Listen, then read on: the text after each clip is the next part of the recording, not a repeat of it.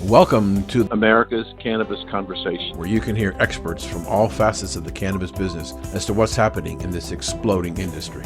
Keep yourself informed. Join the conversation. Hello and welcome to America's Cannabis Conversation Quick News. I'm Dan Perkins.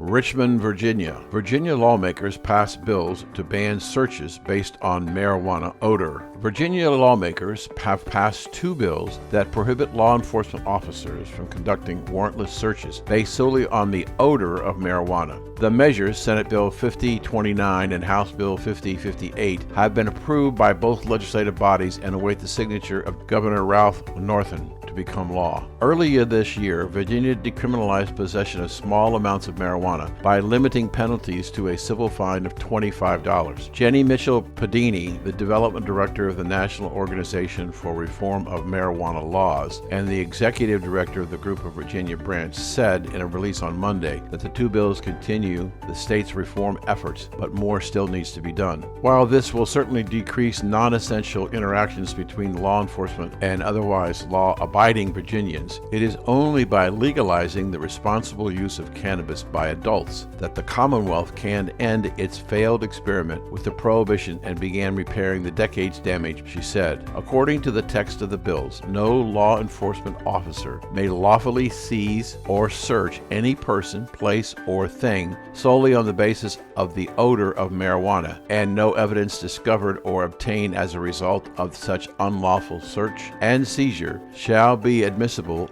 in any trial, hearing, or other proceedings. Other provisions of the legislation limit the power of police to issue summonses for minor traffic offenses.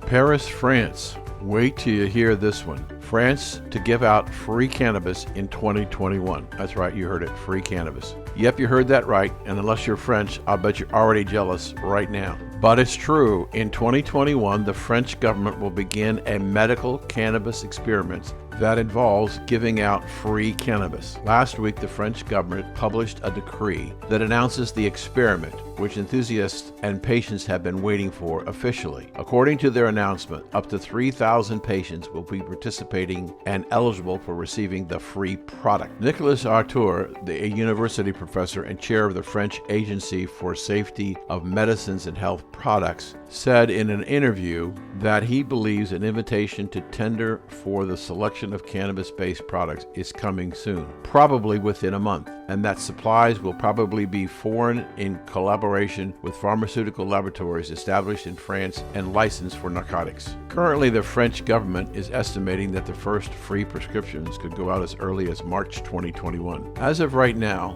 there is a time limit of 2 years on the experiment, as it is set to go either through March 21st, 2021, or through the first prescriptions, whichever comes first. It will all be overseen by the Ministry of Health and Solidarity. Outer space.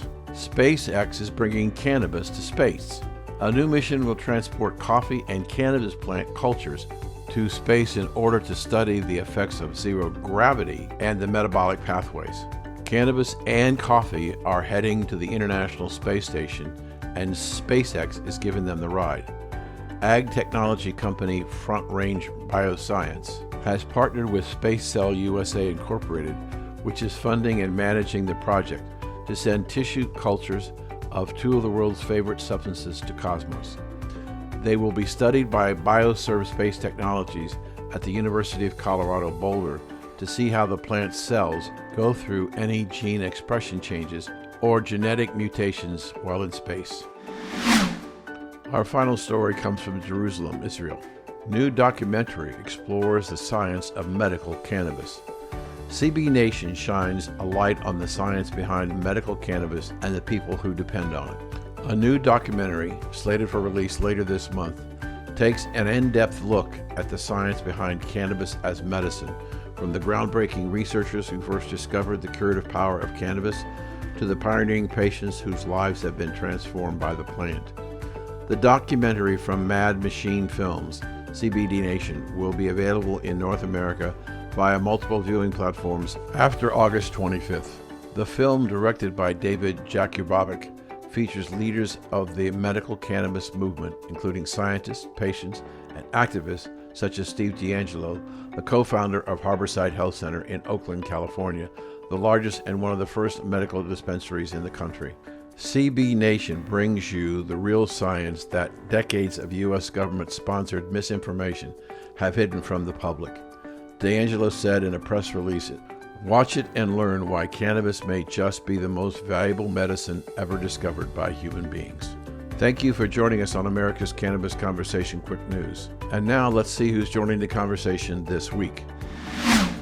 Joining the conversation today is Lisa Buffo, who is the Executive Director of the Cannabis Marketing Association, and she's going to have some ideas of how you can grow your business. Also, Casey Morrissey from New Frontier Data is going to talk about what's going to happen in the election and beyond in the cannabis world. Stuart Tomc, CV Sciences, is going to talk about his product line and how it's changing. And finally, we're going to have Sheila Vakharia, PhD, who is the Deputy Director of the Department of Research and Academic Engagement for the Drug Policy Alliance, and she's going to talk about why we need to decriminalize cannabis. If you missed any of today's program, you can go to W420radionetwork.com and go to the archive section and listen to many of our interesting programs on the subject matter of cannabis. Thank you for joining us today. Join us next week, and now on with the conversation. I'm Dan Perkins. Welcome back to the conversation, and joining us today is Sheila Vakharia from the Drug Policy Institute. We have a fascinating subject today on consumption of cannabis by young people. Sheila, welcome to the conversation. Hi, thank you so much. You're welcome. Please tell us about the study. It's very important. Sure. So we are really heartened by the recent results of the Youth Risk Behavior Survey. For those of you who don't know, every year the Center of Disease Control conducts a national annual survey in all 50 states and D.C. with high school students between the ages of 9th and 12th grade. And every year they collect data on a variety of mental health indicators, substance use indicators, and a variety of other issues. And they release the data as quickly as they can after they conduct the study and do the analyses. And just a few weeks ago, we got the results of the preliminary analyses of the 2019 survey data, in which they teased apart drug use and alcohol use trends among young people that completed the survey in 2019. And what we found was that the most recent report that they released actually did some analysis on the past 10 years of this survey, so between 2009 and 2019, and they really tried to give us a broad snapshot to get a sense of drug use patterns among our young people over the past decade. And what they found was really interesting.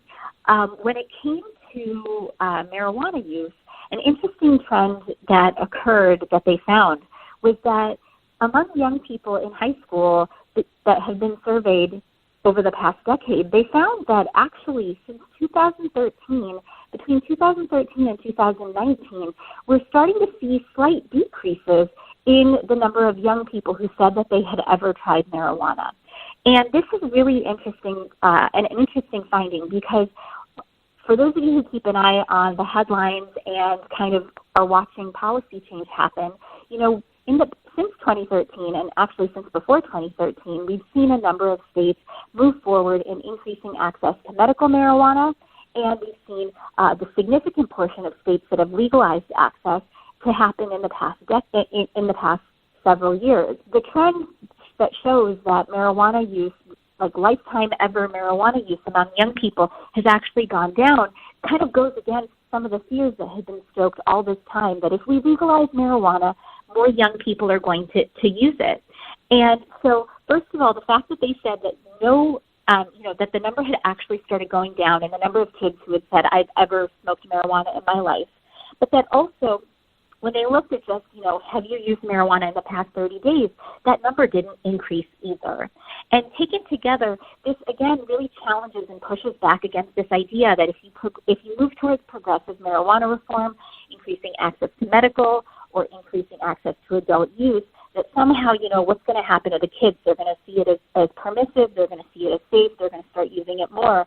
And instead, what this national data tells us and suggests is that despite the fact that these policies are moving forward, young people aren't necessarily using at higher rates. And some of these fears perhaps were, while well-intended, actually not grounded in the evidence. And this confirms, broader studies that have come out of some of the states that have legalized, showing that, again, youth use rates have not increased in their states and in some cases have gone down. So that's kind of a quick snapshot of the research. So this study was the review from 13 to 19, and also what happened in 19. And correct me if I'm wrong, did you not say that it was all 50 states? All 50 states and D.C. Mm-hmm. And D.C. And so what had happened in that 10-year period is on a local basis, state basis, we had a number of states who decriminalized marijuana consumption. Was there any work in this? Legalized or, yeah. Okay. And, Sorry. Thank you. And states that moved forward with legalization. Yeah. Right. But when you had all 50 states, they had opportunity to capture those people who, at the beginning of the time of the period, didn't have any legal use of it at all to the other ones that came on board. My question is, one of the quote, in my opinion, fallacies about and misnomers about cannabis is that it's a gateway drug to harder drugs. Mm-hmm. Is there any evidence in this work as to whether or not people started with cannabis and went to opioids or heroin or cocaine?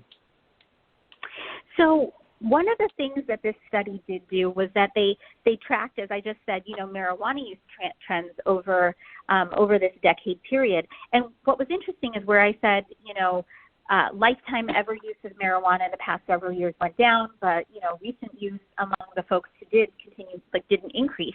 But what's interesting is that cocaine rates went down between 2009 and 2019. Methamphetamine also went down in that decade. Heroin use, injection drug use, and synthetic cannabis use, synthetic products like K2 or Spice. And so if you look at this more nationally, despite the fact that in some ways marijuana use has not increased, the use of other drugs has actually gone down at the same time, right? And you would think that, people want to say that, marijuana is a gateway drug to a variety of other drugs. And if you see increases in marijuana use, you're going to see increases in other drugs. This research just kind of shows just general trend lines down. And, we have to question also this broader framing of the gateway drug idea, right? Most young people who experiment with multiple different classes of drugs starting at a very young age, typically, when we think about the gateway, we also have to think about gateways of trauma, right? Gateways of depression, anxiety, untreated other mental illnesses, or, challenges at home, or lack of, access to other opportunities, right?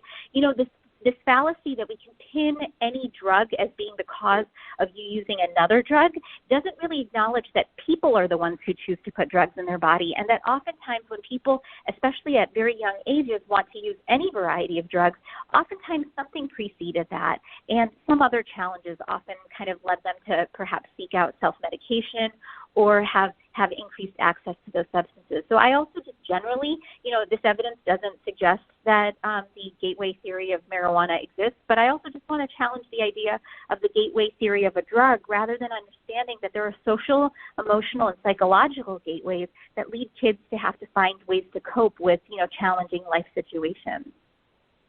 I think you're making a tremendous point.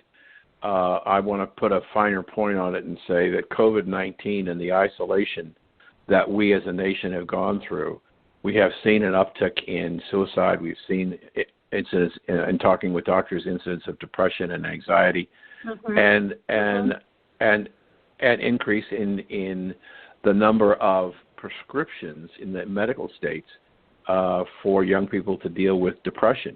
And so your point that you're making is that there are things that are impacting the need and the desire and the want to deal with anxiety that's in our lives. And this has been a terrible experience. I find it fascinating that many of the states that had adult use and medical use of cannabis designated those facilities as critical, and allowed them to stay open and to provide assistance. One of the areas that was there any differential between males and females in the most recent report? I have not looked that closely to see if there were gender differences. What I can do is I can share a link to the study so that you can share that with your readers on your website, so people can dig a little bit deeper if they'd like to understand that, and look at that kind of stuff a little bit more in depth. But generally speaking, we typically see, just if I were to kind of make a broader statement, typically that younger boys tend to use most drugs, most substances at a higher rate than girls, although in some cases the gender difference isn't so stark. But I can't say that right off the top of my head right now for this survey's results, unfortunately. Okay. Let's talk a little bit about the future. What are you working on? What studies are you tracking now that you might be bringing information out in the future? Sure. So anything you can speak about? Yeah, DTA is always interested in tracking prevalence rates, particularly among youth, because we do care about youth access to medical or adult supplies of marijuana, and we believe that the more stronger policies that we have in place for regulation, the less likely when we pass those laws in states that young people will get access, right? And we know that good regulation and stores that check ID, that have trained staff, we can make sure that youth stay safe. So we will continue to keep an eye on the youth prevalence rates of drug use. We also keep an eye on broader national trends for drug use. The National Survey on Drug Use and Health, which is a national snapshot of anyone over the age of 12, so it includes adults as well. Those results typically come out in December that give us a snapshot of broader drug use trends and drug treatment trends among Americans of all ages. And so we'll be keeping an eye out for that study. But in general, I continue to keep an eye out on studies that really, link public health outcomes to marijuana reforms, because we do believe that the more we can do to provide regulated and safe access to substances with good public education, the more likely we can keep our public safe and healthy. So would it be fair to say that you focus on policy as opposed to specific like clinical trial research? Do you do any reporting on that? As we talked about the doctor who's doing the research on pancreatic cancer. Do you ever do any research or present any research on specific findings? We do keep track of some of those trials because sometimes that kind of research helps us in our policy advocacy to show and demonstrate that research suggests that there are a broad variety of use. Our state has written and works very closely with coalitions to pass medical marijuana laws in a variety of states. And one of the things that we had to be armed with is saying that this is a research that suggests that marijuana can be used for such and such and such conditions, and we'd like to include those in the medical marijuana policy that we pass in your state. So I definitely, we do keep an eye on those kinds of things and try to allow for as much breadth as possible, for instance, when we are trying to advocate for medical marijuana laws, for sure. We've been speaking to Sheila Vakharia from the Drug Policy Organization. Two things. Tell us how we can get a hold of you, and then specifically you were going to tell us about how to get a look at that research. Sure. So the organization I work for is the Drug Policy Alliance. You can find out more information about us and our work, drugpolicy.org. And you can also find us on Facebook, Twitter, LinkedIn, and Instagram if you are on social media. And the study that I referenced earlier today, or earlier on the call, again, was the Youth Risk Behavior Survey conducted by the Centers of Disease Control. And you can look up the 2019 results, and I can also share the link with Dan to be on the website if that would be more useful to you. Absolutely. Thank you. Thank you for joining us today. Thank you. If you missed any of this terrific interview with Sheila, you can go to W420radionetwork.com, go to the archive section and listen to this one and other interviews that she's done with us, and go to the archives and learn all you need to know and want to know about cannabis. And thanks for joining us today. We'll be back in a little bit.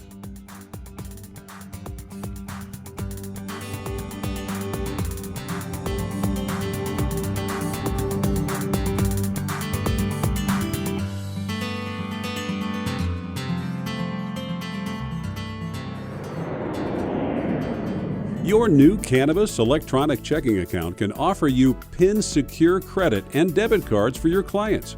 We can place a cashless ATM at your checkout counter, which reduces the amount of cash on hand. Did you know that we can help you bring legacy cash into your new Cannabis electronic checking account? No more paying with cash. Making payments with your electronic check is safe and secure. So if you find yourself up at night worrying about somebody breaking in and stealing your cash, consider a Cannabis electronic checking account. To find out if a Cannabis electronic checking account is right for you, call 888-420-8884 and ask for Dan Perkins. That's 888-420-8844.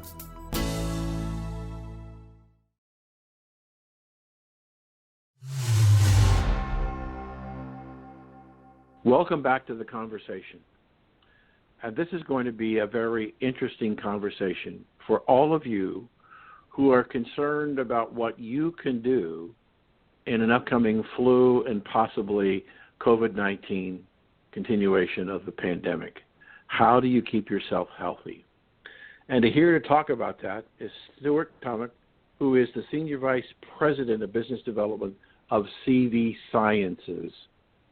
Stuart, welcome to the conversation. Mr. Perkins, it's very good to be with you. And at CV Sciences, we're on a mission to expand your social circle. And that's why we're here to talk to you today about supporting the immune system and some things that we have developed that may help people and may really be a solution this time of year. Stuart, the data is confusing at best of what's going on between flu and the COVID-19 pandemic. And the president has told us that there's a vaccine coming soon. But I am very concerned, Stuart, that now in May, Americans were surveyed as to whether or not they would have an interest in using the vaccine, and we had 75% of the people said they would. Here we are now, 4 months later, and it's down to 51%. 51%. Now, in talking to and interviewing doctors who are intimately involved in all these research projects, they say that we need somewhere between 60 and 80% inoculation rate in order for any kind of vaccine to function. If we've got 51% of the people, and who knows how long it will take to even get to the 51%, we're still vulnerable as a society, clearly for the flu virus, but we could have a double infection of flu and COVID-19. So short of not taking the vaccine, you've got some products that you've tested, and we want to talk about how they were tested, that may be able to help the American consumer build their resistance to these onslaughts of viruses. So let's talk about what you've got. Well, the most important point to communicate is we're talking today about immune support. Immune support, immune support. CV Sciences, a publicly traded life science company, was working on CV Acute. That's our new product, CV Acute, before this thing happened. So I want to make sure that we're perfectly clear. We're not talking about FDA-approved medications. We're talking about dietary supplements. And when you talk about immune support and dietary supplements, Mr. Perkins, you have to be very precise. So let's make sure there's no ambiguity. Dietary supplements are not intended to treat, diagnose, mitigate, ameliorate any disease or disease symptom. So that's a very important distinction because we're all sitting at the edge of our seats waiting for therapeutics and waiting for vaccines. We're talking about supporting the immune system, so I just want to make sure to get that out first.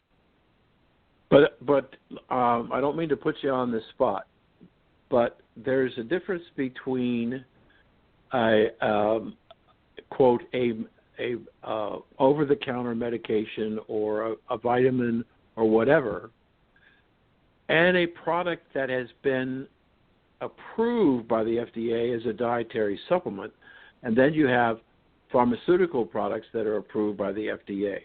So when you say that it is a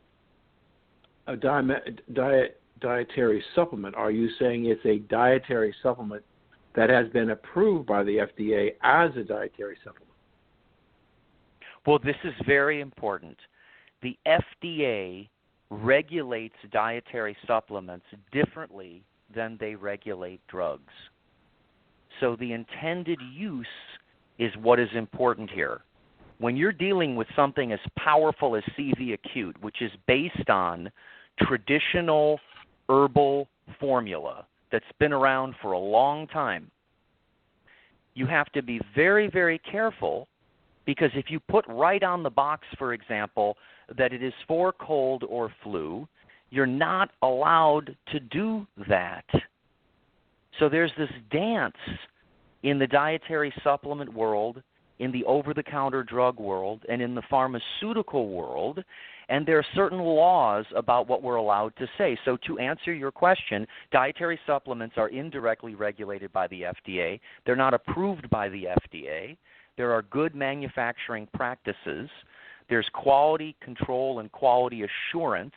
There's a checklist that's needed to be officially a dietary supplement. And CV Acute, this herbal formula, is registered with Health Canada.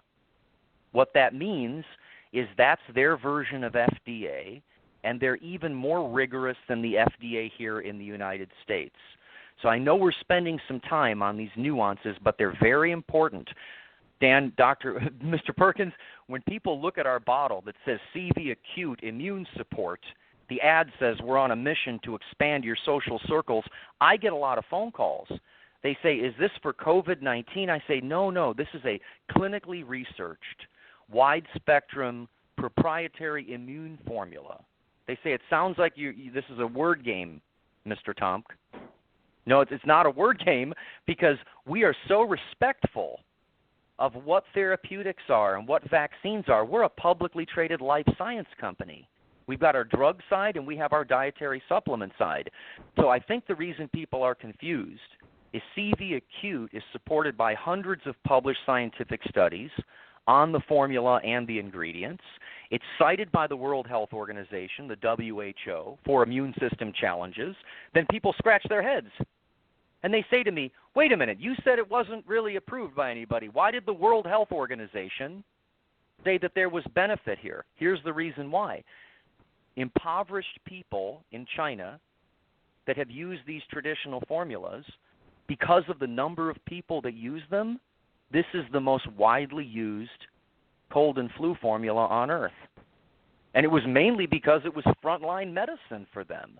So it's traditional Chinese medicine that has been research tested and proven effective, supported by 60 trials, 100% plant-based, used in hospitals in China, and used in combination with standard of care for over 50 years.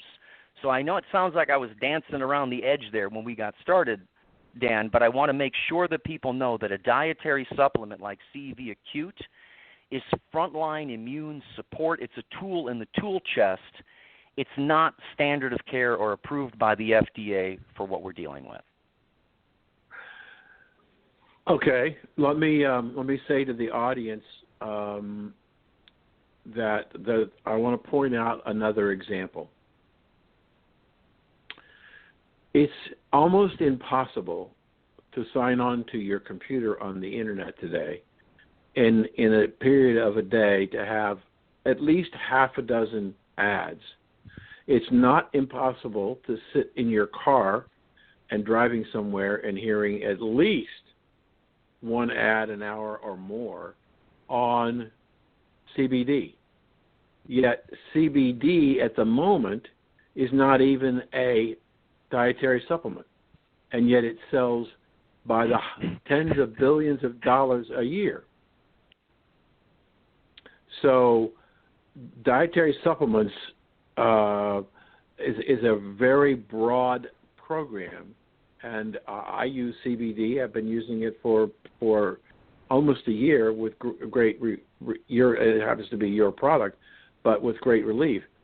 I guess what I'm trying to say is that what struck me about what you have here is the ability to take something that's all natural and give it to people to allow them to expand the defensive nature of their immune system. Not guarantee that they won't get sick, but act as an additional weapon to defend the body as much as possible. Agreed, and it's non-redundant. CV acute is designed to be taken immediately as soon as you feel it, or you're going to be exposed in any way in a close quarters. You take it 3 times a day for 3 days, and it's gone. So this is a little different than things we are familiar with. My history in dietary supplements started with oil of oregano, which is popular and also used for seasonal symptoms. This is different. It is a completely different mechanism of action. When you look at CV acute, you flip over the supplement facts panel, and you just look for, to make sure it's authentic, that it's made from the fruit, the flower, and the root.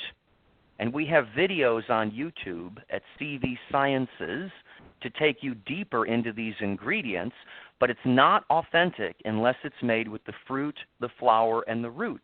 And this is very important.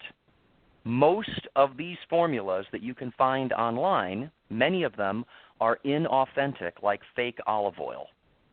So what we've done is we've worked with one of the leading laboratories in the world, Alchemist Laboratories, to make sure that every single batch of CV acute plant-based, made from the forsythia, the honeysuckle, and the skullcap, the fruit, the flower, and the root, that we test it with the most sophisticated machines on earth to look for all of the little peaks to make sure it's truly authentic. And so what's exciting about this formula, to me and to us at CV Sciences, is we took this traditional Chinese formula and we made sure that it was authentic. We had the rigor, and then it is approved through Health Canada, even tougher than the FDA, and I've used it myself personally, and I will invite people not only to go to YouTube and watch Colonel Dr. Michael Lewis, who was on the ground when SARS and bird flu broke out, to listen to his recommendation about CV acute. I'd also invite people to go to Amazon and read the reviews. CBD right now, Dan, you can't sell on Amazon because it's not a lawful dietary supplement. CV acute immune support, a proprietary blend of clinical plant extracts, is available on Amazon right now, and it is authentic, made from the fruit, the flower, and the root. So to learn more, I beseech you, I want you to meet Colonel Dr. Michael Lewis, infectious disease hunter, who was on the ground for the Pentagon when SARS broke out, and listen to his excitement about this formula. Listen to what he says, and then do your own homework. Look up these ingredients yourself. See, that's part of where the dietary supplement conversation and access to information, there's certain things that we're just not allowed to say about it by law, period, hard stop, end of story.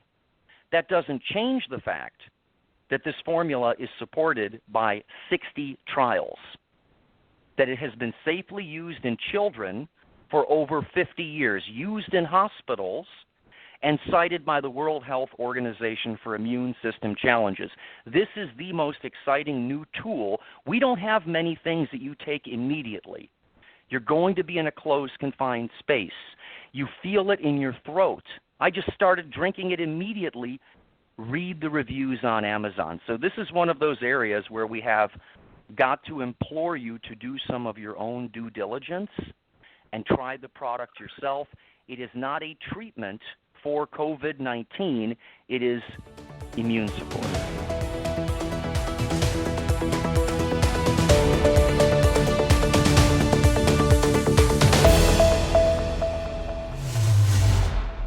Introducing the new Cannabis electronic checking account. Did you know that in 2019, almost 1 in 5 dispensaries were either robbed or broken into?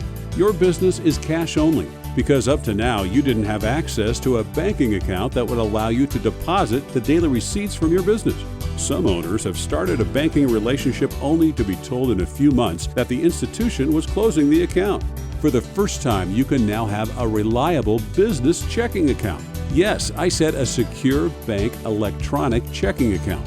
For more information, call 1-888-420-8844 and ask for Dan Perkins. That's 888-420-8884 and ask for Dan Perkins. Welcome back to the conversation. This is Dan Perkins, and our guest today is Casey Morrissey from New Frontier Data, and they're an organization that tracks a lot of research in the cannabis space. I learned about this company some months ago, and I've had other people on the show.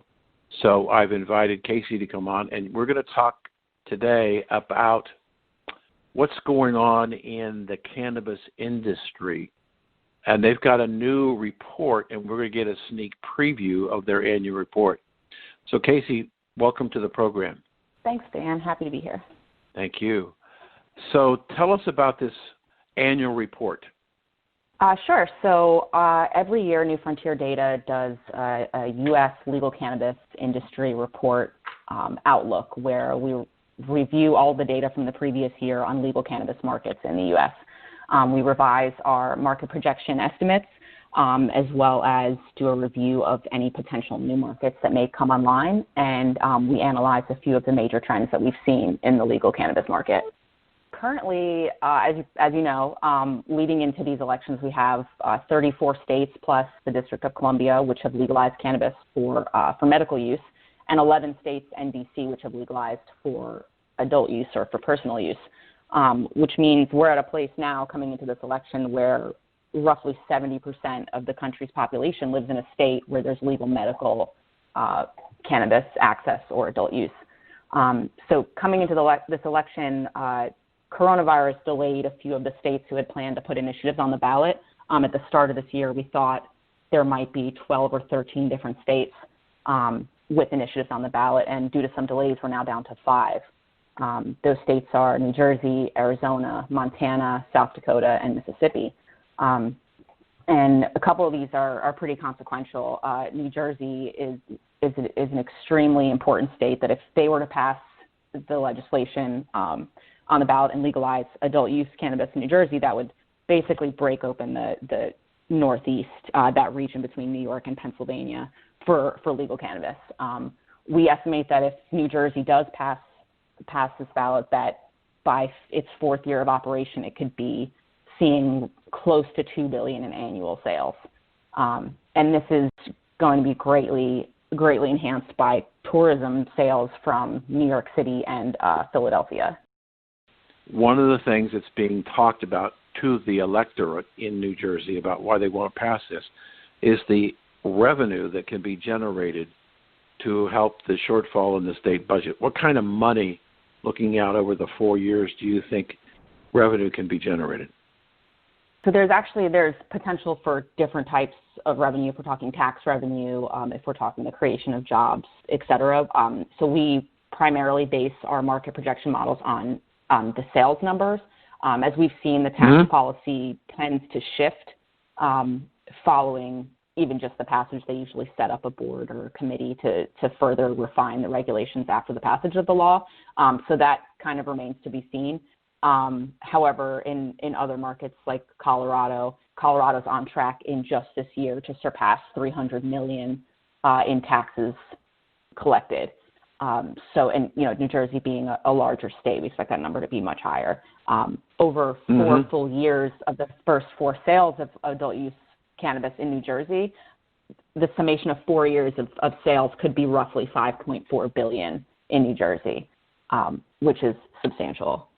The small operators don't have the capital to expand to take advantage of the market. Do you see that happening in New Jersey? I do. There aren't many states that impose, local restrictions for ownership to be local, which could end up we very well may end up seeing a lot of bigger players take over in New Jersey because they don't have a restriction for local ownership. And we already have, Acreage is there, Curaleaf is there, and those are the two of the largest multi-state operators that exist right now. So what do you think, if I could ask you to look in your crystal ball? When we talked before, you said that you thought that we're not going to get deregulation or decriminalization on a federal level quickly. But when it happens, what does that do to the revenue projections in this industry for both the states and the federal government? Well, I think they explode at that point. If there's federal action, that means that that's a step for all the states who have yet to pass any legalization, medical or otherwise, to begin to enter the market. It also, that sort of signal from the federal government then and breaking open of interstate commerce for the multi-state operators who are already existing and operating in multiple states, that allows them to take advantage of a whole host of different things, economies of scale, branding efforts, things that are restricted state by state, definitely reduces, their costs. So yeah, I think it would be a big deal. So when we look at the going forward, if we get a decriminalization, do you think we will still see a medical market and a recreational market, or will we still have two? I think it depends on how if it's just taken off as a Schedule I, I think we see something very different. If states are just given direction from the federal government that they can continue with their programs, I see there being still a separation of medical and adult use, especially in the states that have been, successfully operating dual markets for a long time now. Different consumption reasons, necessitate different markets at this point anyway. Are we reaching the point where I call them the cowboys are a dying breed? Cowboys were the people who came in, opened up the store, did business, were less concerned about the business or the profits or the business discipline. And are we reaching the point that this business, as it grows, is not going to have room for mom and pops anymore? I think that only happens if there's federal action. I think every individual state is an infant market as it exists right now, so there's plenty of space for cowboy mom and pop shops in these new markets, in these nascent markets. I think they only begin to get pushed out if interstate commerce becomes possible and there's federal action for the bigger players to move forward. So if we get rid of the controlled substance, the criminalization, this Class 1 substance, and we now make it available nationwide, is Amazon going to be a player? I don't know if I would say specifically Amazon, but I see logistics companies on a major scale, in addition to banking, just immediately stepping in. It could very well be Amazon, but there have been a lot of other companies that have been trying to build out logistics for delivery ahead of time, with the exact expectation that one day down the line that will happen and there will be an immediate need to shift to a nationwide logistics.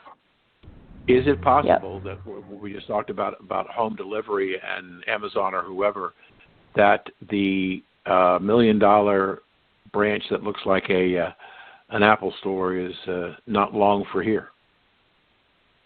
I don't see them disappearing completely. I think that there's room for both a warehouse kind of delivery system for consumers who are familiar with products, know exactly what they want, and want the ease of delivery.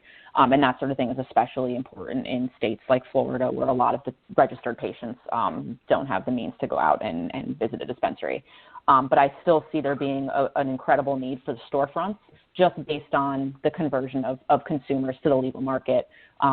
New consumers need to see the product, talk to a bud tender.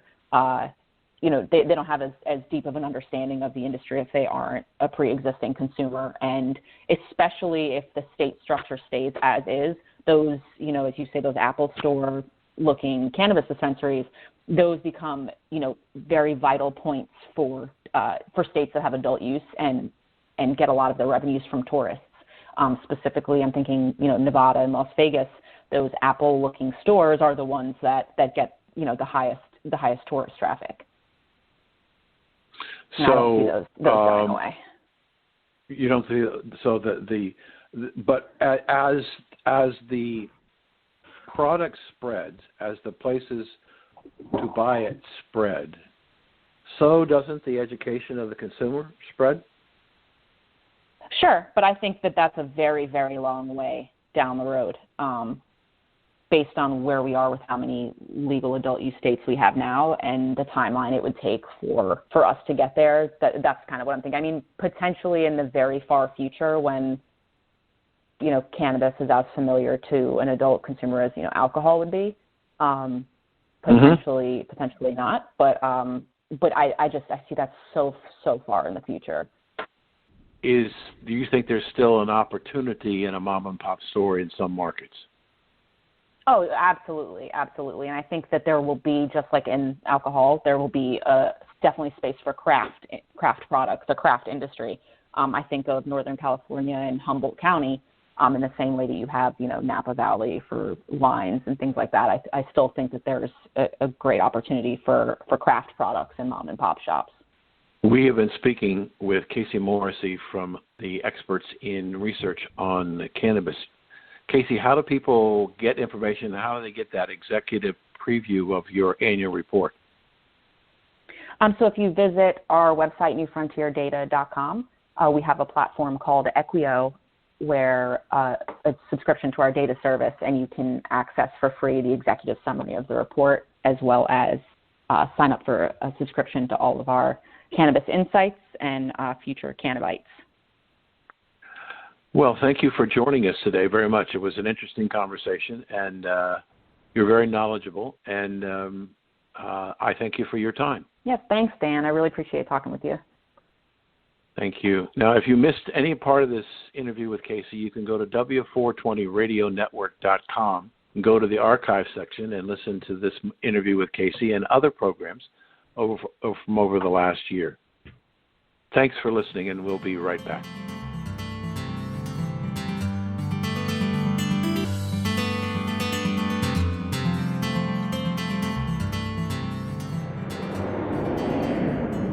America's newest and fastest growing cannabis-focused radio network is expanding across the country and looking to add to our sales and marketing team. America's Cannabis Conversation offers listeners insight and information on the exploding world of cannabis. It also gives advertisers the opportunity to reach a hyper-targeted audience, literally neighborhood by neighborhood, in markets all across the country. We're looking for a few motivated individuals that want to essentially run their own local business in markets like Boston, Las Vegas, Reno, Orlando, and more.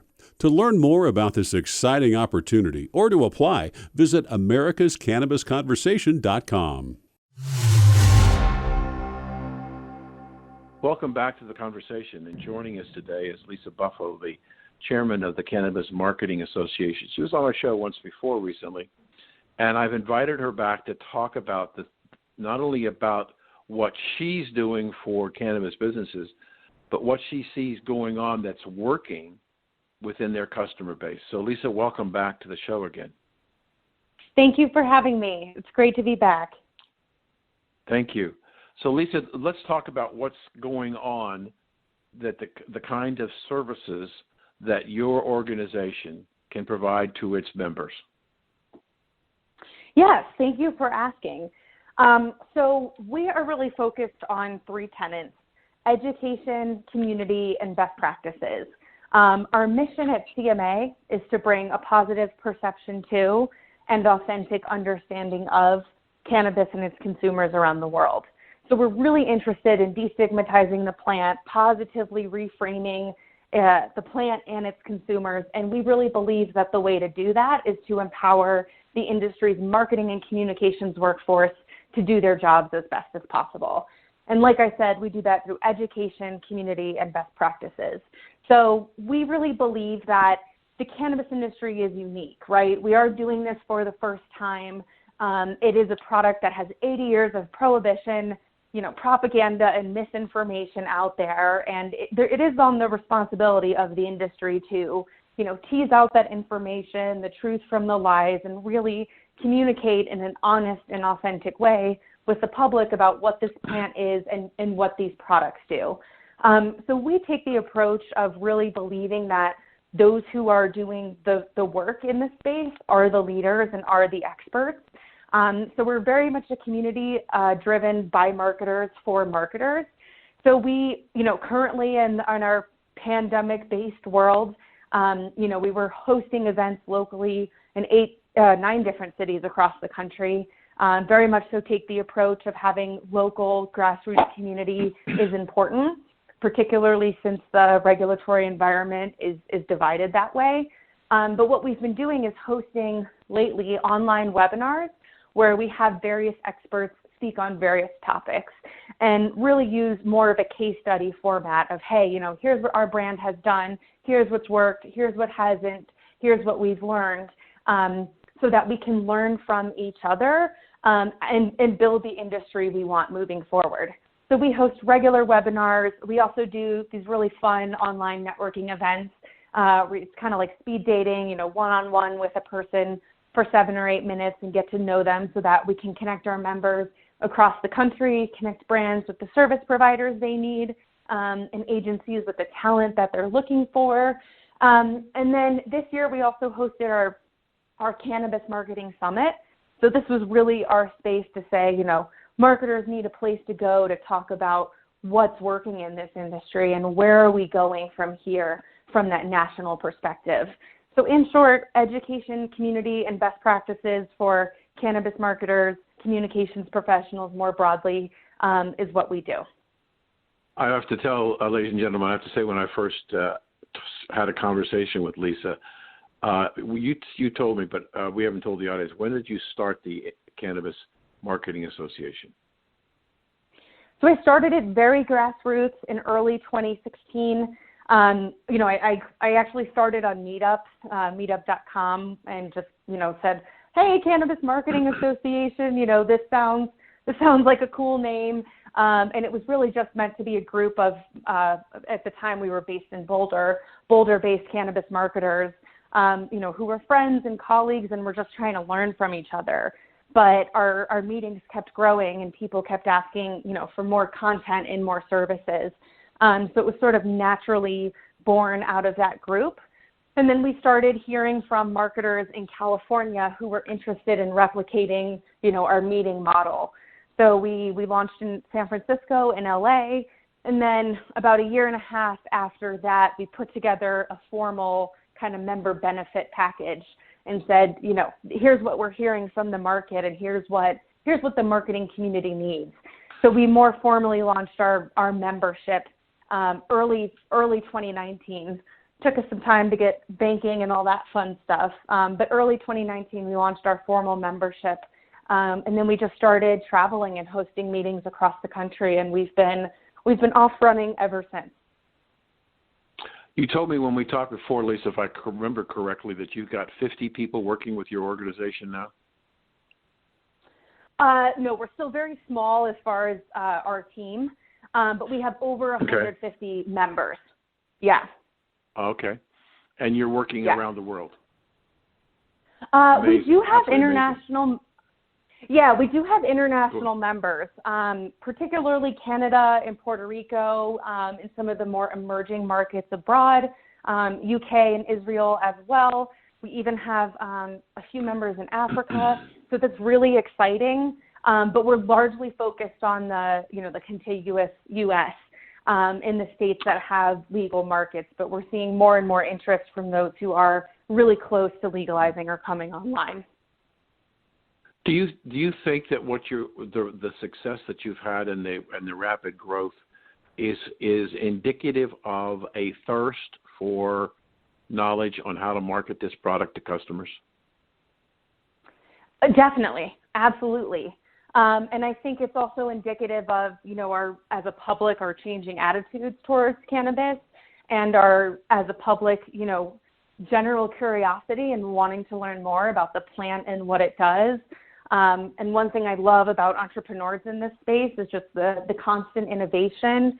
Constantly seeing, I'm here in Denver, Colorado, and each time I go to the dispensary, I feel like I see a new brand or a new different type of product on the shelf, and I love trying those things, partly because I love branding and, seeing the designs, but I love trying, different types of cannabis products. So I think, there's so many startups, and so we're all startups in this space. Even the most senior people in cannabis, relatively speaking, we're all still in the startup phase compared to, CPG and other industries that have been around for decades. So I think, people do take this seriously, and they want to get it right. And, the old adage, I've had some people say to me, oh, why do you need to market cannabis? It sells itself. And that's not true anymore in a sophisticated market that has established brands and established products. You have to have a competitive edge and really thoughtful messaging. So I do think it is indicative of, people wanting to do this right and wanting to do it compliant and really build true brand loyalty with their customers. So you talked about some of the challenges. What do you think are some of the opportunities for the cannabis industry going forward? So I think because we are restricted from a regulation and even on social media, right? We can't do paid ads on Facebook and Google, generally speaking, for license holders. That marketing in this space often looks like, pre-internet 1990s guerrilla marketing, where it's very 101, it's very relationship-based. There's a lot of education that has to be involved, and I think that's forcing marketers to get really creative and innovative. Where I know when I worked in tech, there was a formula. You put this much towards Facebook ads, this much towards Google ads, this more towards buying keywords. I mean, there was sort of a formula. And since that formula we can't quite follow in cannabis, I think it's forcing companies to get creative and innovative.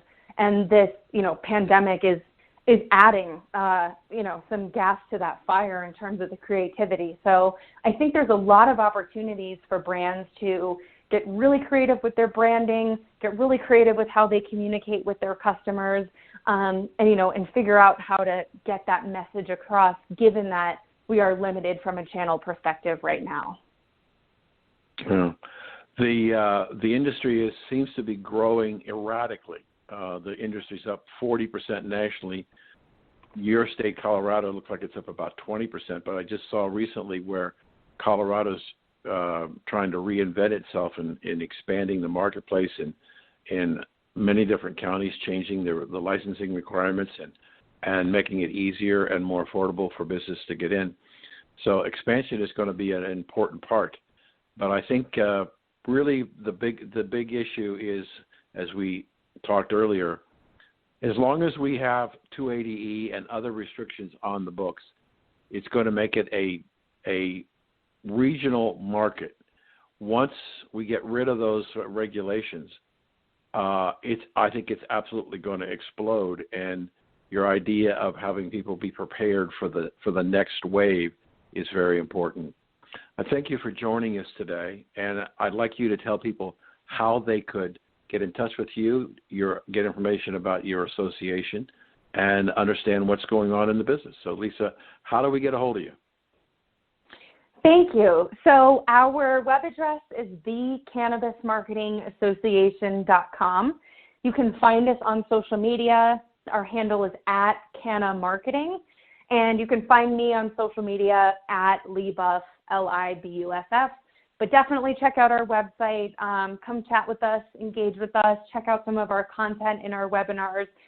Would love to connect with you all and learn more about your brands and the exciting businesses that you're building. Terrific. Thank you for joining us today, Lisa. My pleasure. If you missed any of this interview with Lisa, you can go to W420radionetwork.com and listen to this show with her and listen to a lot of other content that you could be current on the cannabis industry. We'll be right back.